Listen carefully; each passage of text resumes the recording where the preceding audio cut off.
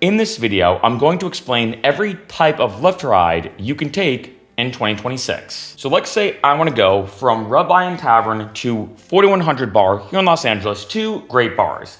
Now, as you can see, the normal Lyft is called standard. And as you can see here, when it comes to this specific layout, you can see the pricing of it. You can see, of course, what option. So right now we're on the standard.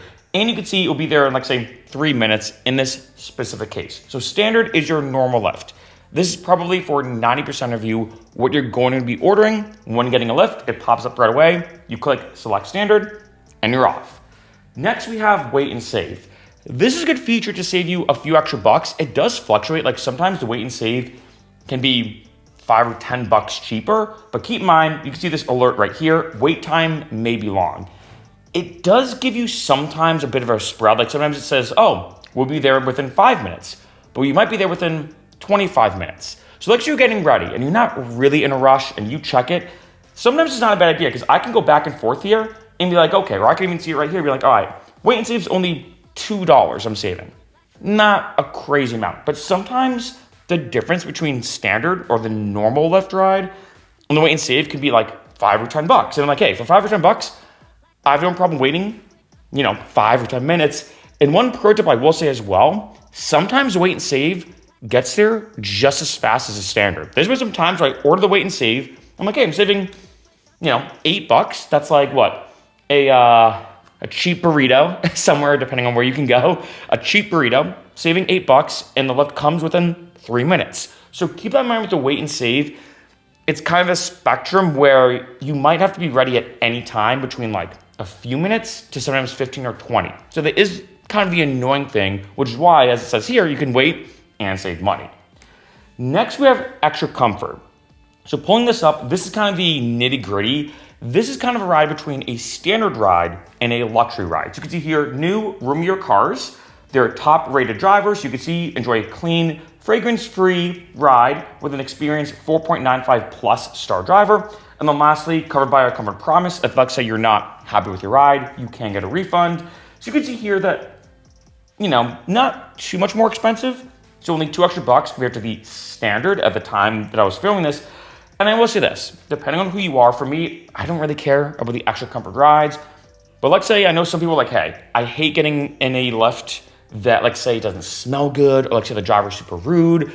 For a lot of people, I could see you saying, you know what, for $2 extra, why not get just a nicer ride? I'm going, like, say, out.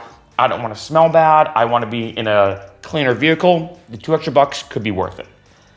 And then lastly, in terms of the normal rides, these are kind of the four normal rides, if I say that, when it comes to a Lyft. We have XL. Now, in case you didn't know, you can fit maximum 4 people in a Lyft. 1 in the shotgun, 3 in back, basically. With an XL, it allows you to fit 6, so maximum 6. So if let's say you have 7 people with you, you will have to order 2 rides. But let's say, which happens all the time, you have 5 people with you. I don't know why, but I remember when I used to drive for Lyft, there was always groups of 5. And I will say this, and I have to say this, as a former Lyft driver, don't do that thing if you have 5 people where you order a Lyft and then try to squeeze one in the back. It's just not worth it. It puts your Lyft driver in a very uncomfortable position. Like looking at here, let's say you have 5 people going from Red Lion Tavern to 4100. It's $20. Between 5 people, that's $4 each, right? So just if you have 5 people, which is always that one amount of people, I feel like it's very tricky. Do I order a Lyft and try to squeeze? Or do I just get the XL? Just go with the XL. Now moving to more kind of unique or custom rides. Now we have a double XL.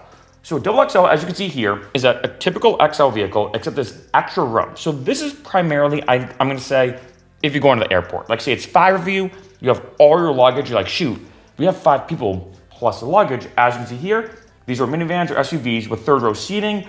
In addition, it sits up to 6 people comfortably and room for 4 to 6 suitcases plus personal items.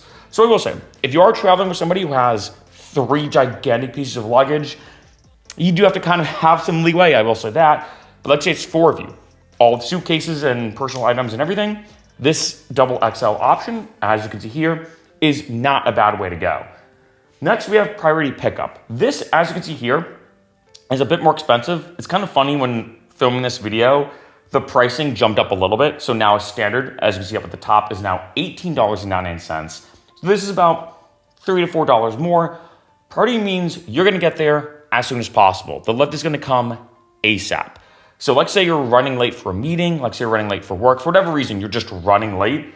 For a few extra bucks, you can get picked up as soon as humanly possible. Very, very convenient when you need it. Next, we have Lyft Black. This is now the luxury ride area. So let's say if you want to get there in style, we have Lyft Black. Remember, this fits maximum up to 4 people. 1 in the passenger seat or shotgun, 3 in the back. And as you can see here, it is going to be more expensive. Like if I go back, you can see that the standard right now is about $18.99. With Lyft Black, you're looking at about $8 to $9 more. So keep in mind, you are going to be spending more money, but for some people, it may be worth it to have a luxury ride to get there in style. Then we have the Lyft Black SUV. Same concept as Lyft Black, except there's 2 extra seats. So let's say if you have 5 or 6 people with you, you have this option.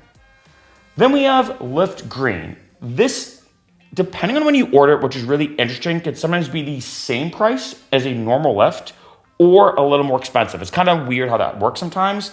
This is for hybrid or electric cars. So let's say you want to support I don't want to say support the environment, that sounds very cheesy, but let's say you're like, you know what, I'm very environmentally conscientious and I want to, support other electric cars being on the road. You could pick this option. Keep in mind though, I do suggest checking the little fine print where it says in 4 minutes. I'm in Los Angeles. Teslas are everywhere. Electric cars are everywhere. Hybrid cars are everywhere. But let's say you live in another area that's a bit more remote. It might take you a bit longer to get an electric or hybrid vehicle compared to a normal vehicle. So keep that in mind.